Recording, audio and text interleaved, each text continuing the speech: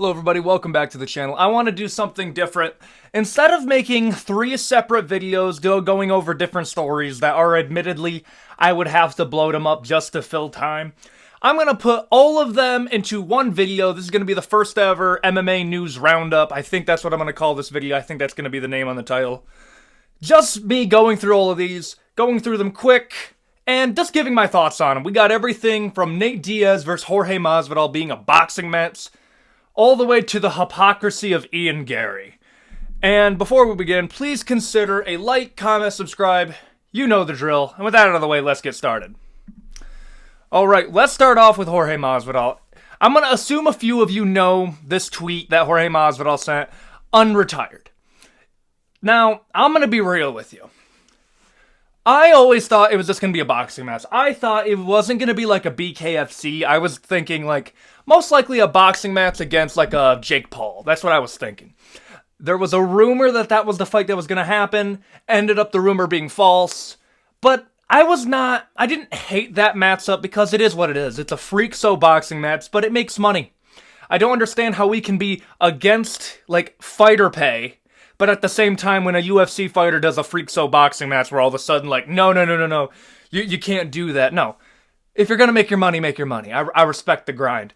That's what I always thought was going to happen. Jorge Masvidal maybe was going to fight like a Anthony Showtime Pettis or Jake Paul. Turns out what that actually means is it looks like, according to Ariel Helwani, he says Nate Diaz versus Jorge Masvidal in a boxing match is in fact in the works. He asked the manager of Diaz, Zach Rosenfield, this evening about it, and he cannot confirm it. Basically what that means, though, is, yeah, we're thinking about doing that. Yeah, that looks like it's about to happen, but we need to figure out how the pay is going to work. And if I had to, like, give a quick reasoning for why this is happening, it's as simple as this. Masvidal turns out to be a pretty decent fight promoter. Like, not great. He's not like a Dana White level. He's pretty good. He has his own organization. It's decent, I guess. It worked out better than Eagle FC that was buried right before it really did anything. Its most famous matchup was Kevin Lee versus Diego Sanchez, but that's beside the point. That's a different rant. So I think he sees the potential money in a boxing match that he can promote himself. If you don't know, that's what Floyd Mayweather has been doing. That's why you'll see, like, you won't even see the actual fight until after the fight's taken place. Floyd Mayweather is taking like an exhibition boxing match with like the kid of a Saudi Arabian prince. It's something crazy like that. And he won't promote it, but because he owns the promotion that the boxing is going on with, he makes an unreal amount of money. My take, Jorge Masvidal understands this from promoting his own business. He's going to be doing a fight. He's going to make some crazy amount of money from the promotion side and also from the pay-per-view side. It doesn't matter if this only sells like 100,000 pay-per-views and bombs. He's still going to make some money. It's Nate Diaz versus Jorge Masvidal. Listen, it's a charity. Like, if you're going to buy the pay-per-view, think of it as a donation to the OGs of the fight game. Like, that's really what it is. Next thing that we're going to cover is Tom Aspinall might be going full heel here. He's been kind of going after Jon Jones and Stipe. Now, I want to start with this just to like rule this out because this doesn't sound right. Last time Stipe fought and won, GTA San Andreas had just come out in the PS2. I don't think that's right. If I had to guess what he meant by that, maybe he meant like the remaster of the GTAs that released. That might line up. But his last win was in 2020, I believe. I actually have his Tapology pulled up, but we'll cover that in a second. And then he talks about all the stuff that he was able to do since Tom Aspinall fought. And this is 100% correct.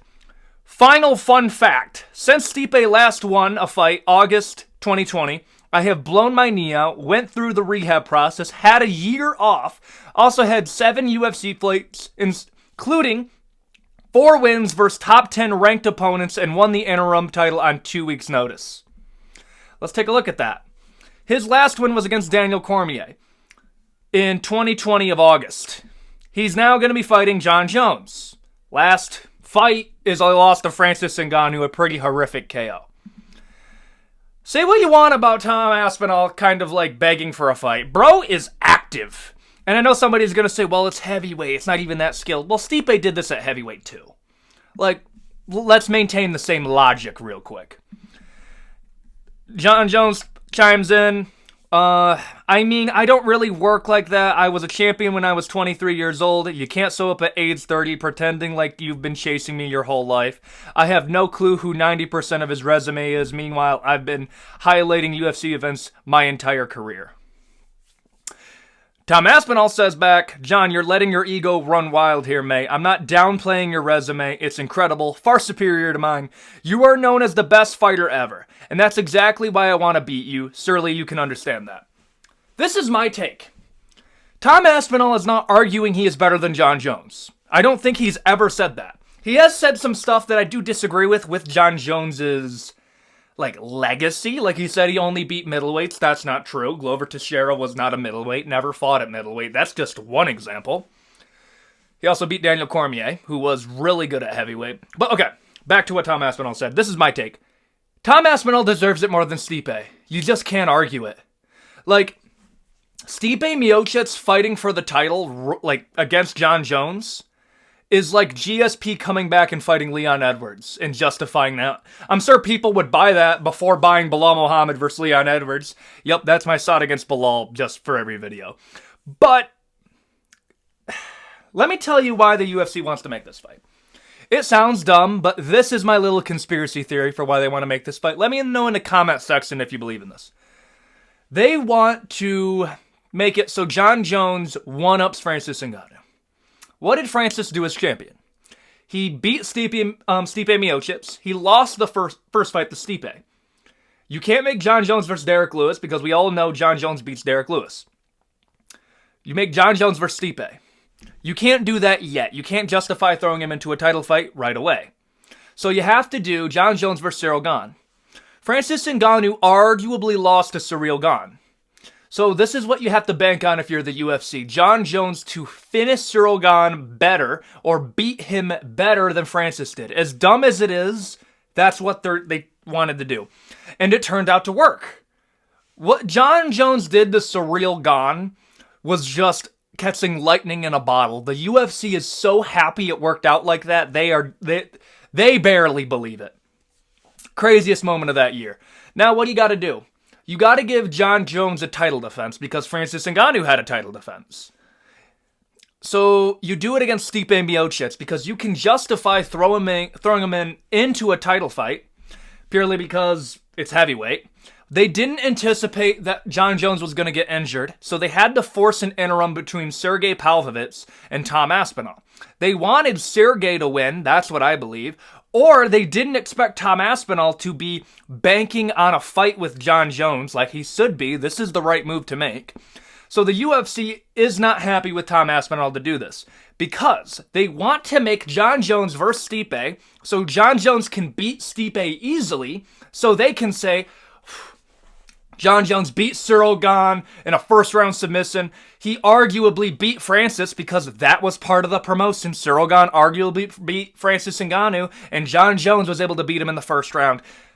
MMA math apparently is a thing now, so let's say Jon Jones is better than Francis, but you have to give him a title defense. Do it against Stipe, the dude who beat Francis, and if Jon Jones beats Stipe convincingly, which I believe he will, because at this point, I believe Stipe will be 43 years old. It'll be 3 years out of the octagon. Come on, bro. For real. And if Jon Jones beats Stipe, Jon Jones retires, has a better legacy than Francis Ngannou.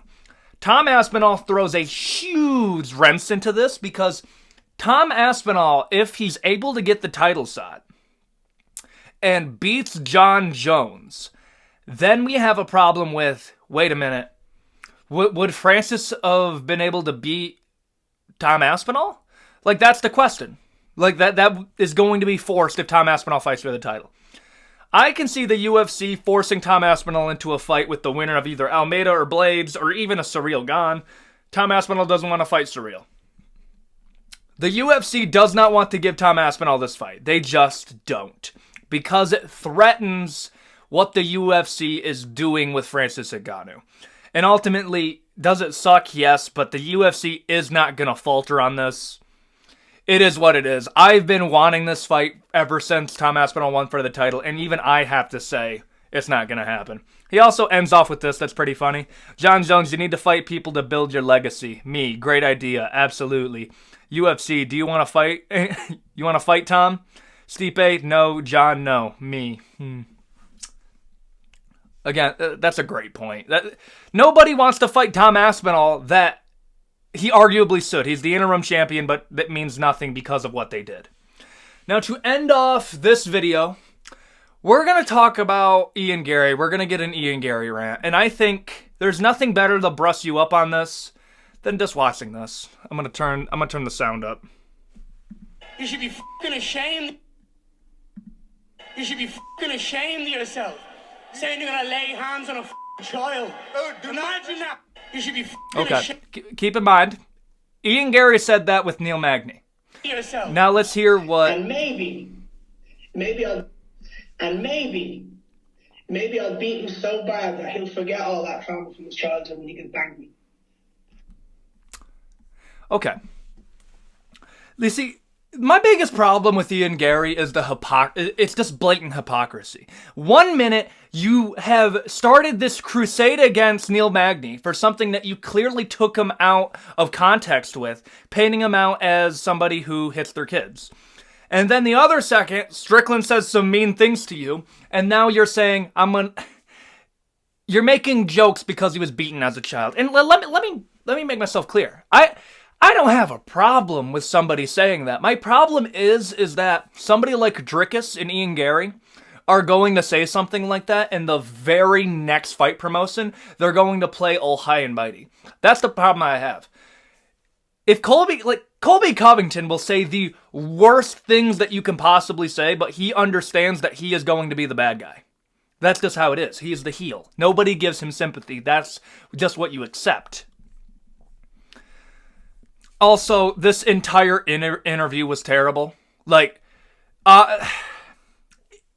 If you're going to address Sean Strickland, all the haters, can you not make it look like you're reading from a script, please? But apparently nobody told Ian Garry this. I'm going to go a little bit further into this because I do have a few things to say. So, okay, Neil Magny, let's start off right here. And then Magny gave me gold. It's like someone handing you a gold bang on here. Yeah, don't drop it. It's like, obviously not. I'm going to use this.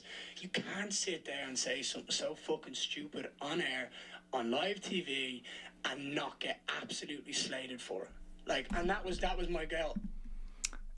Pretty ironic, right? That's pretty ironic, considering. So he knows what he said was false about Neil Magny. Keep in mind, Neil Magny is currently in a court case, and they're citing what Ian Garry said as evidence to take Neil Magny's kids away. That's how bad it's become. Ariel Helwani, in that same interview I showed you earlier, they asked him about this. I did not make any comments about Neil Magny. Neil Magny made comments about himself. I just called him up on it. Garry said, as someone with strong morals, red flag right away. Anybody who compliments their morals is somebody that is not, you shouldn't trust their morals. I called him up on what he said, his wording, that's it. Nobody else did that on that day, and I felt it was my job to call him up on that. Okay, bro, that's some Karen energy there. This is a combat sport. Would I ever go back and change that? Somebody said that they have become accustomed to giving that kind of ass whooping to their child on a public platform. No, I would never change that. Garry continued, I have strong again, complimenting his own morals.